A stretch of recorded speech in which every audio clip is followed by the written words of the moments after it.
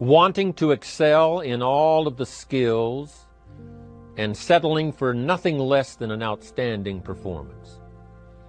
If you're willing to be the best in your field, if you're willing to demand of yourself excellence in skills, to be the best that you can possibly be, in the training, do the best you possibly can.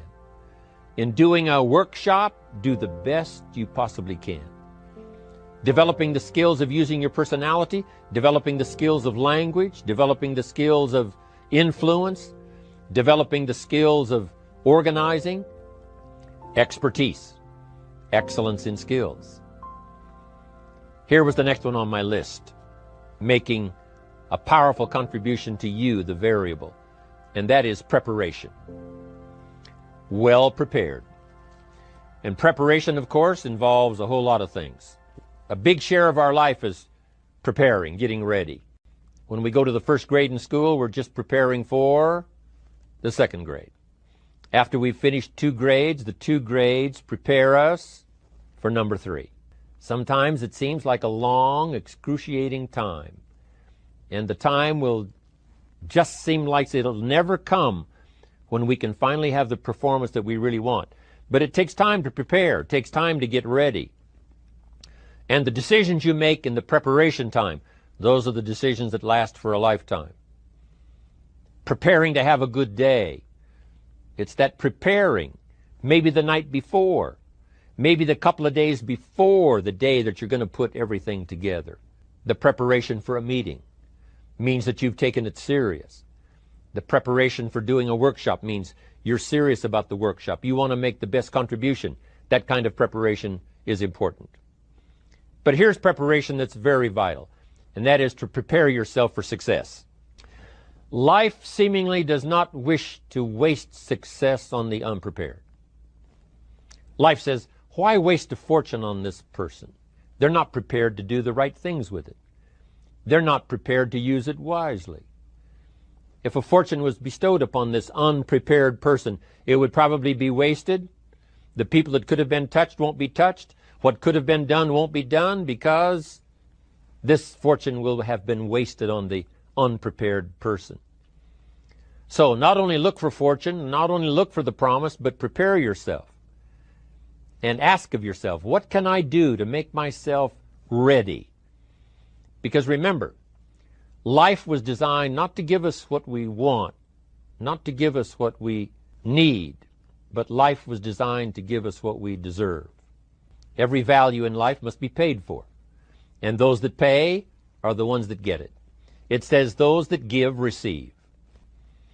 And here's what I wrote about enthusiasm. Enthusiasm that's powerful is mostly enthusiasm that is enthusiasm inside, 90%, 10% outside.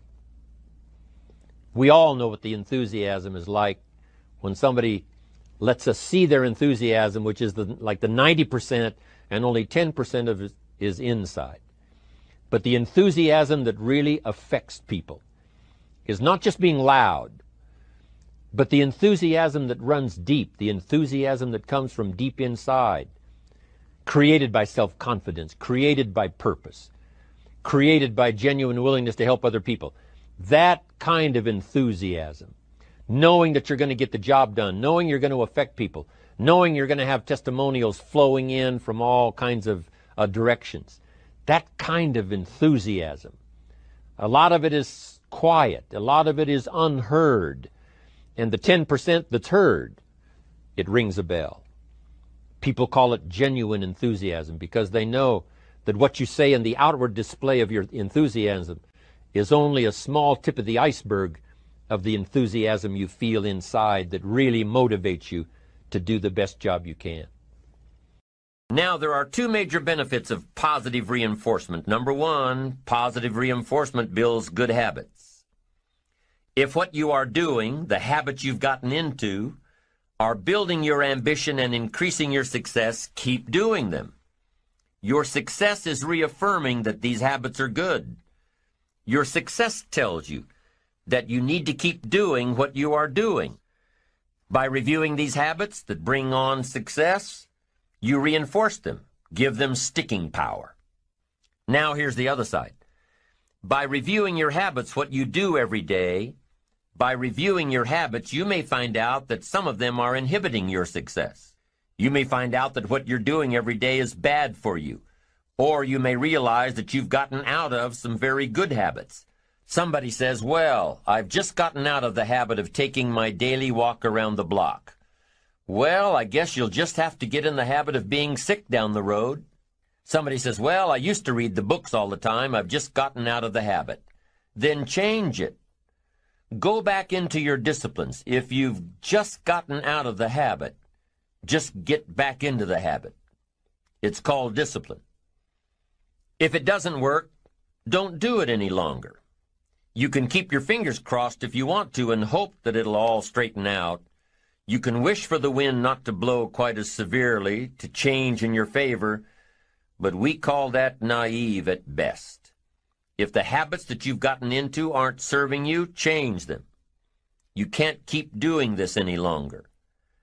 Don't wish for a better wind. The key is to wish for the wisdom to set a better sail. Utilize whatever wind that blows to take you where you want to go. That is the philosophy I picked up at age 25, and it revolutionized my whole life. And here's what I found. I found it was easy. I became a millionaire when I was 31, and I found it was easy. Now here's my definition of easy. It was something I could do. I figure if it's something you can do, it's easy. But here's a little parenthesis. I worked hard at it. I made sure my disciplines were in line. I made sure my habits were good. I made sure I did all that I could. I found something that I could do, but I worked hard at it.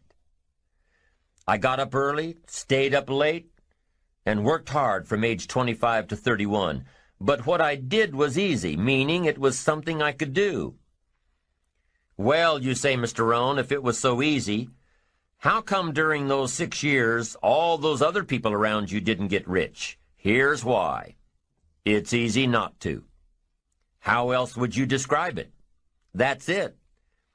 It's easy to keep doing the things that don't work. It's easy to keep bad habits. It's easy not to develop the disciplines. It's easy not to. So how come I got rich and they didn't? Here's a philosophical phrase. The things that are easy to do